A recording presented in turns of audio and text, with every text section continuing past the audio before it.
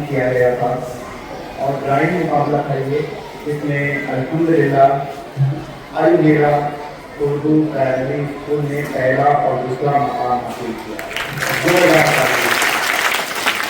इसमें जिन बच्चों ने पहला मकाम हासिल किया है उनमें सैयद शाहिद अख्तर, ये बच्चा जो है स्टेज पर आ जाए, मोहतरमा मीरा वाजी, मोहतरम असलम सर, मोहतरम जिया सर और संजय अहमद सर जो है वो स्टेज पर आके एक बच्चे की हौसला अफजाई कर।